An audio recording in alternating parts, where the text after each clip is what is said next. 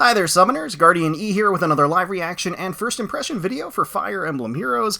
And today we have the reveal of what is presumably going to be the next set of Christmas units in the game. It is December after all. This should be the next set of special seasonal units. So let's get the party started, see what they've got in store for us today. Oh, ice shattering. I like the new effect. It's in line, of course, with the greatest gift of all. It's in line with the whole new book and everything. Special heroes to battle. And is that the Midwinter Toil? It's that art is awesome. That art is awesome. Wow. We're getting a seasonal version of Gatekeeper, really? That's so weird. I mean, I'm not mad at it. It's fine. It's fine.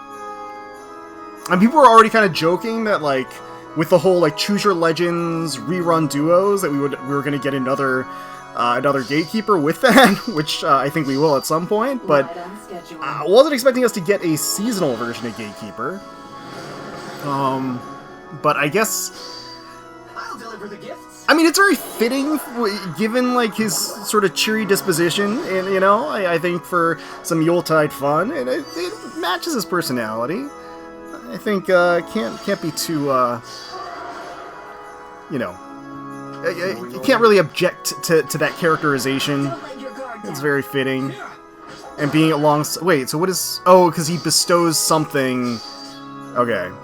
Clearly he bestows some kind of ability to, ooh! Hello? Seidr? Candlelit hope. As I am a goddess, there she is. Gifts upon the children of Midgard. Aww. I shall deliver.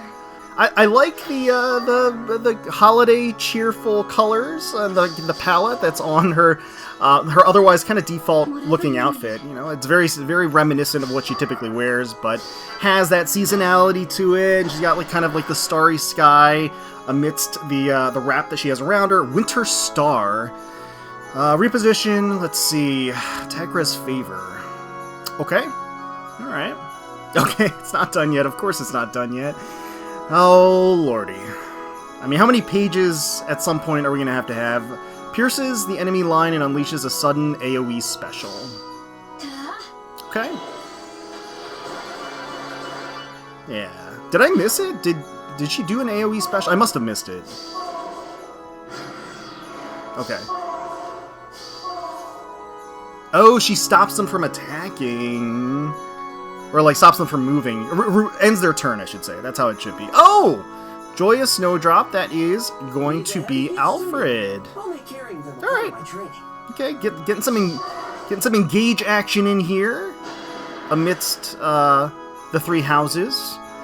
Snowfit Lance, Flame Wall, Self-Mastery, of course, and Pair Up. So it's... Okay, so it's a new upgraded version of his A slot, his personal A slot. Yeah, Pair Up 4, that's a nightmare and a half. He and allies get beefier with each turn, protects his allies from physical attacks. Right, okay. For my sister. Uh-huh. A joyous gift. And Flame Wall on the return, with plenty of healing. Okay. In one hit. Okay, he tanks those. He tanks those. Lordy. Alright. Oh!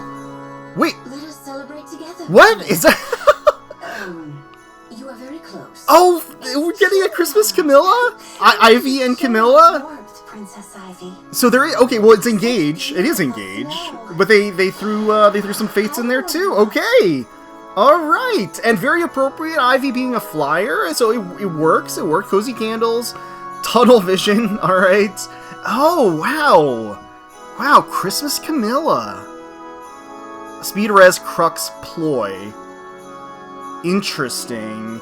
Can leap over support partners, hit foes from 7 spaces away, attack up to 5 times, gaining power each time. Oh my goodness me. Oh, God. She looks great! They look great. I mean, they both look awesome. I will freeze you. Oh, man. the gifts and the candles. Okay. All right. And a little Kanto back. A little dangerous there. And then the harmonized skill, of course. Blades, shields, and allies in the same titles. Divine Vein Haze. Okay. Good children. Are they good children? So, okay. Wow. I mean, Christmas Camilla is a character that I think we kind of projected to be in the game, like, year 2? Or, you know, I mean, we kind of predicted that we would get a Christmas Camilla really, really early in the life cycle of the game, and then it never happened. And then it's like, eventually... I mean, and I'm kind of eager to look at the kit, too, because, like, in past years, Christmas units have been pretty stupid. Like, even by the scale of, like, everything in Fire Emblem Heroes, they've especially been stupid. Gift I'll Give Again. Paralogue Story. Gatekeeper 2. Oh, man. Alright. So, okay. Who was that? Who was that on the map? Well, there was somebody on the map. Is that... I can't tell. Who is that? They're black and white, so I can't really tell. Were they deactivated? Is that what happened? Like they like lost their turn at the beginning of the. No, I don't. Anyway, it doesn't matter. Okay, so I'm sure you all know it's already in the in-game news. Whoever it is. So Gift I'll Give Again, the seasonal Christmas units of this year, starting on the 14th of December and going for an entire month. We have no demote. Or no 4-star of the banner, so they just don't have a 4-star at all, which is an interesting choice. It looks like Camilla and Ivy are going to be the red again. It's a really fantastic pairing. I enjoy the pairing. I think it's great. I was saying that, like, Christmas Camilla, it was a character that I think people had predicted the first couple of years into the game, because Fire Emblem Cypher, which was the trading card game for Fire Emblem that lasted a couple of years and then died off for whatever reason, not entirely sure. I don't think it was a lack of popularity. I don't know if they just decided to stop doing it. But regardless, within the trading card game, there was a Christmas version of Camilla. I believe there was a Halloween version of Camilla as well. And so, like, people were obviously, expecting us to get at least some incarnation of those two seasonal versions of Camilla in the game, and they haven't happened until today. So, we are officially getting a Christmas version of Camilla. Obviously, she is part of the duo. She is like the... People like to say the backpack unit. I don't really care. It doesn't matter. To me, that doesn't mean anything. It's a Christmas Camilla.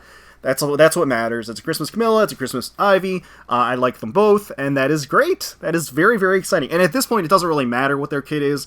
They could have Dog Water kit and, like, create negative debuffs on all of my allies. I would still pull for them. It doesn't matter. So that the like whole am I gonna pull or whatever. I mean, that's not even a question. But, well, I'm not... I'm woefully unprepared. I will say that orb-wise. I'm not ready. Well, this is... It's an interesting set of characters. I feel like it's very diverse, right? I mean, there's a little double up on Engage, but then you have Fates in there as well. You have Three Houses in there. You've got Heroes representation as well. So you've got sort of a medley of characters, especially since I think in past years, Christmas units have mostly been from 1 to 2 titles, generally, on a banner. At least I think, from what I remember. It could be mistaken. But anyway, I think it's a nice selection of characters. I think it's fun. Again, Gatekeeper, I was certainly not expecting us to get a new version of Gatekeeper, or let me say a seasonal version of Gatekeeper. I think if they were going to do a seasonal version of Gatekeeper, this is, like, extremely fitting, right? He's even got, like, a festive holiday gate that he's, like, protecting. And he's got all of the fun animals around him. He's all dressed up, so excited, and his armor is full of, warm tidings, and he's got fluffy boots, everything else going on. He's just happy to greet everybody with some season's greetings, right? Very, very exciting. And then we do have Seidr again. Seidr, she's got really what looks very similar to her traditional garb with kind of the poofy genie pants, but they are see-through and does kind of highlight her legs. And then up top, of course, but it's plastered in the seasonal colors, the green, the red, the ivy, the holly, and then you've got the stars and the night sky in the back too. So it's really nice. It's really nice. She's got an ornament as well that she's holding. So it comes together pretty well. Alfred here too. He looks good. Looks good. Again, I think they adopted his outfit generally well too. And I like the fact that his cape that's flowing over his shoulders looks like a Christmas tree. I think that's very fitting and a good design choice for the season of giving. But I'm just going to skip right to the characters that I'm interested in talking about, which of course is going to be Ivy and Camilla. I like Camilla's kind of like huddling close to Ivy there, getting nice and personal, leaning on her shoulder quite a bit. She has the cute little reindeer horns and ears, and even a little tail in the back too. It's very, very cute. Got the bell around the collar, so she is kind of dressed up as a reindeer. And then we've got Ivy here as well in the Santa garb. They're both rocking the crimson red Santa garb and the gold highlights, and very, very flattering for both of them. Nice and sleek and slinky, and you've got the leggings too going on for both of them. I like that they have contrasting leggings to pair up with each other. Ivy herself does have sort of the Christmas tree elements to her skirt as well in the back that hangs, because it has the fur trim as well as the ornaments and the ornate beads and presents and stars and everything else hanging off. Yeah, they both look stunning, and I think they are a natural pair together. I think they look right as rain, standing next to each other. Just a pair of stunning ladies. I like that they both have the purple hair too, different shades, but purple nonetheless. Camilla does have those flowing locks and those bountiful curls, and Ivy, of course, has the straight, glossy, silky hair as well. I think, again, they just kind of match and complement each other extremely well. And they both exude that natural grace and composure. Ivy does have the veil as well, extending off of the little Santa hat. She couldn't deny herself that veil, even in the seasonal, and it looks nice on her. Just spectacular, generous hourglass figures, snugly fitted into those seasonal evening gowns. They really do truly look absolutely spectacular. They really do look enchanting, offering us the gift of a veritable feast for the eyes. And they look really cute together. They really do. I like this quite a bit. And Kakage has traditionally done really, really great work. I like the work here as well. I think did a bang-up job in representing the two lovely ladies on screen. So let's take a look. Let's take a look at their kit. They are a red tome flyer. Again, I appreciate that they are maintaining the flyer integrity of Camilla Emblem. I certainly always appreciate that. So Cozy Candles, 14 might, killer slaying effect at the start. Disables foes' effects that calculate damage using the lower of... Okay, so it disables adaptive damage during combat. Okay? For units and allies within 3 rows and 3 columns centered on unit, grants plus to all stats X. For unit, X is 15. For allies, X is 5. Okay, just a straight up boost to all stats without any condition at all, other than being within a huge radius or area around her. Grant special cooldown count -1 before each of their attacks. During combat, including when they attack twice and perform a follow-up attack, and restore 7 HP after combat. Okay, now that is huge. So every single attack, so even if they do a Brave attack, even if they have like an Erica attack like 5 times in a row with Desperation, before every single attack, they get a pre-charge before they attack. And of course they get the charges while they're attacking too, and that's going to be to all allies within that area. That's quite good. Unit deals plus 25 damage, just straight up. I feel like they've really given up. I mean, when you see something like that, it's like they're just not trying anymore. There's no condition, just plus 25 damage. Reduces damage from foes' attacks by 15. Neutralize effects that inflict special cooldown charge -X on unit. Reduces the percentage of foes' non-special damage reduction piercing as well. Okay, so damage reduction piercing has an anti-guard effect, flat true damage reduction, and then true damage as well. Okay. Relatively straightforward as far as the weapon goes, other than that whole, like, the big thing with this weapon is the pre-charge for every single hit, and bestowing that not only on themselves but also on their allies. You got Ice Wall in here, so boost damage by 70% of units res, which does seem to indicate that they would have from a stat line perspective pretty good res. If unit or foe special is ready, or unit or foe special triggered before or during this combat, and also if unit's res is greater than foe's res minus 10, reduce damage from foe's next attack by 40%. Right, okay. Okay, Tunnel Vision for the A slot. So grants plus 9 to all stats, just straight up. I would actually argue that's kind of on the conservative side these days. If support partner is on the map, oh, interesting, they're a support partner character. Well, we'll see what the conditions are like, because really they've kind of been very loosey-goosey with that definition and the conditions, so let's see. Unit can move through foe spaces, and unit can move to a space within 2 spaces of any support partner within 3 spaces. Oh, okay. If support partner is not on the map, here we go. At start of turn, grant attack, a unit can move 1 extra space to unit for 1 turn. Oh, okay. At start of player phase or enemy phase, grants Potent Follow and Anathema to unit and allies within 2 spaces of unit for 1 turn as an activated buff. Okay.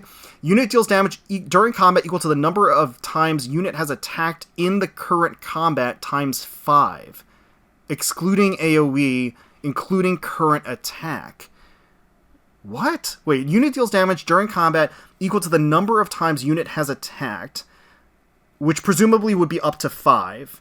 So then with every 5 attacks, she's going to get an additional... So for every attack in sequence, she's going to get an additional 5 damage, right? So the first hit is going to do 5 damage. The next hit is going to do 10, 15, 20, 25. Is that right? And then if unit's res is greater than foe's res, or if unit is within 2 spaces of a support partner, or if there is a support partner with support rank of S+ on the map, unit attacks twice during combat. Okay, so there's the Brave effect. So that's the Brave effect. Then the Potent Follow, that's going to be 5 times. So that's a huge amount of true damage stacked up. It's not ridiculous because it's not unlimited. It does stack on top of itself. So it is brutal. If unit's HP is greater than 1, and foe would reduce unit's HP to 0, unit survives with 1 HP. Okay, they have... Okay. Once per combat, does not stack with non-special. Okay. So they have that survivability as well, in addition to the damage reduction that they have. Yeah, that's pretty good. That is pretty good. That's a heck of an A-slot skill. Okay. Yeah, no, I'm curious how the math works out. Because, I mean, that's... Again, you know, it's basically it's a ridiculous amount of true damage, which is really, again, these days the current name of the game, true damage is everything. So I feel like that's potentially really dramatic in terms of the effect that they have. Speed Res Havoc for the B slot. At start of player phase or enemy phase, inflict Speed Res -7, Sabotage, and Schism on foes with res less than units res that are within 2 spaces of another foe through their next actions. After start of turn skills trigger on units player phase, if number of foes with the Sabotage effect active on the map are greater than or equal to 2, grants Kanto 1 to unit for 1 turn. Huh. Okay. Alright. Inflict Speed Res -4 on foe, deals damage equal to 20% of units res during combat.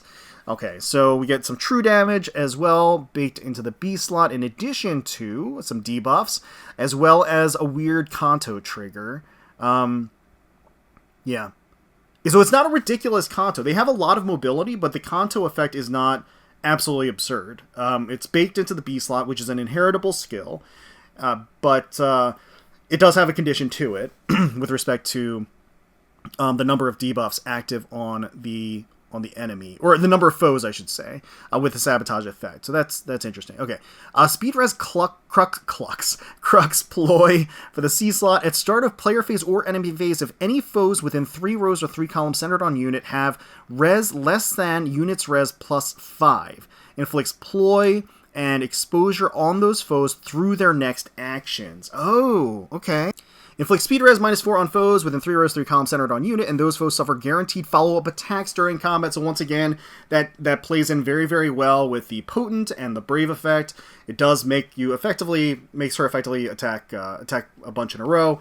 And then the exposure is going to work very well with that, because the exposure has like a flat damage buff for every attack. So then that means that, it's effectively 50 damage, 50 additional damage. So yeah, it's not like, so the Young Beauty Camilla, one of the huge things about her kit as a whole is that she has kind of limitless true damage, technically.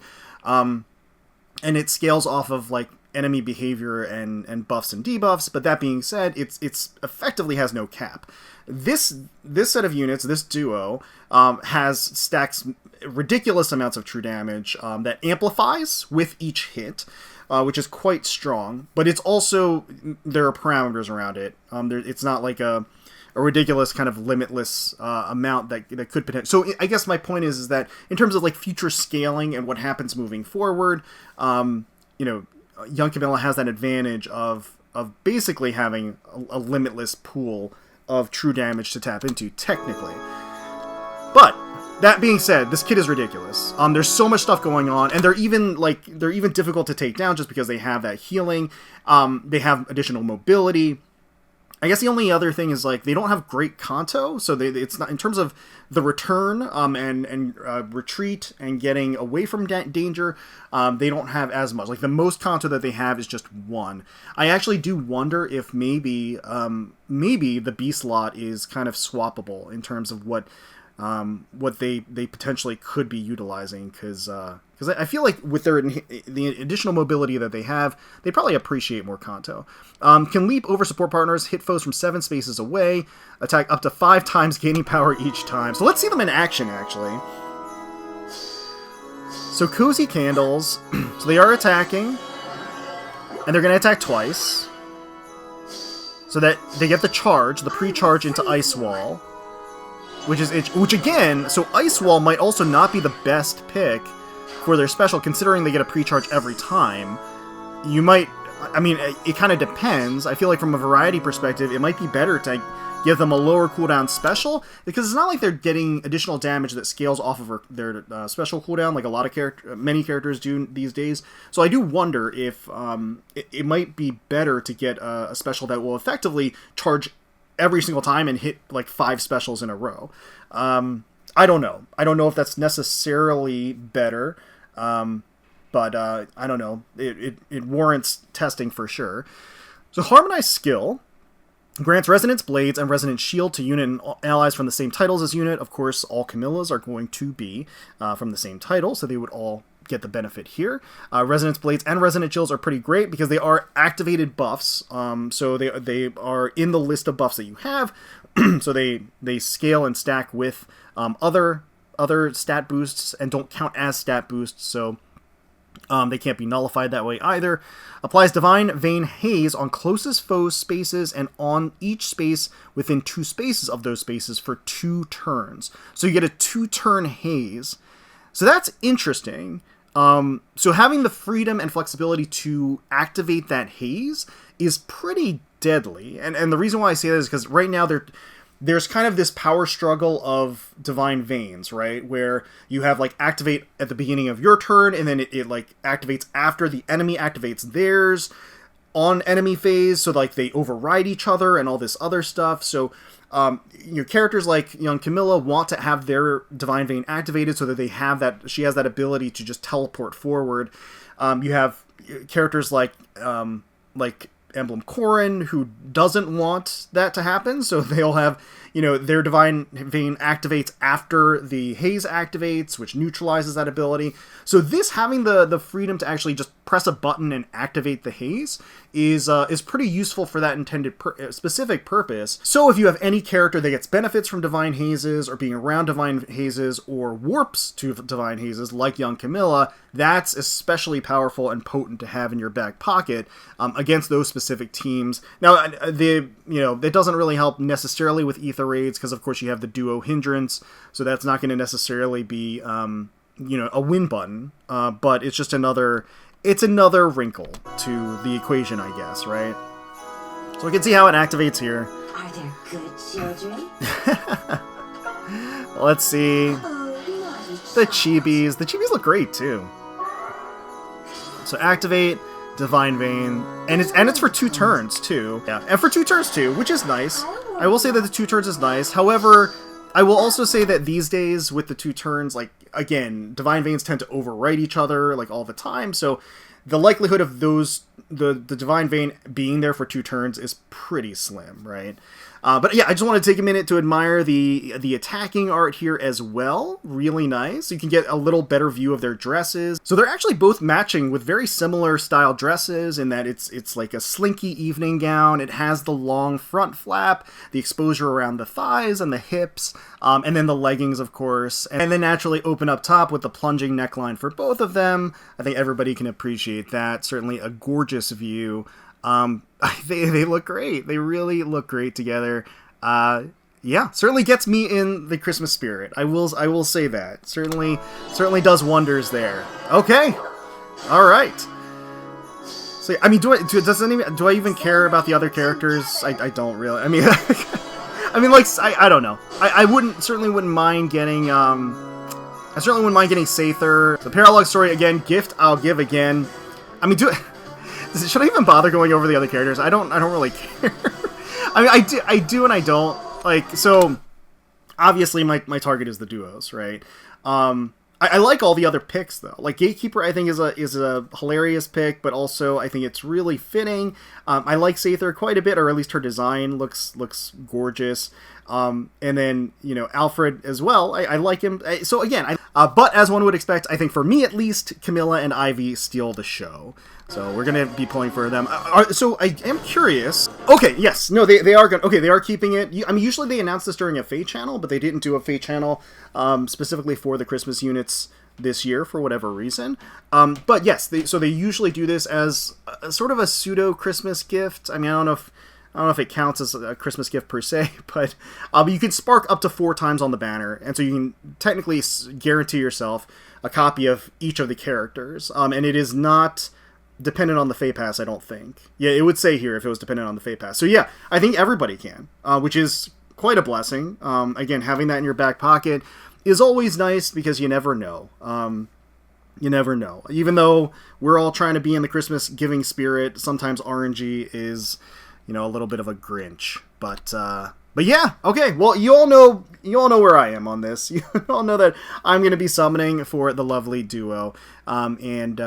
Yeah, we're just gonna try our best and do what we can, do what we have to try to get as many copies as we can. And that is dropping very, very soon, so I gotta be ready for that. But yeah, let me know down below what you think about the banner, what you think about the characters, what you think about the art, what you think about the skills, the selection, who you're going to be summoning for, if anybody, if you're excited for what's incoming, and best of luck to you, of course, if you are summoning for any of these units in particular.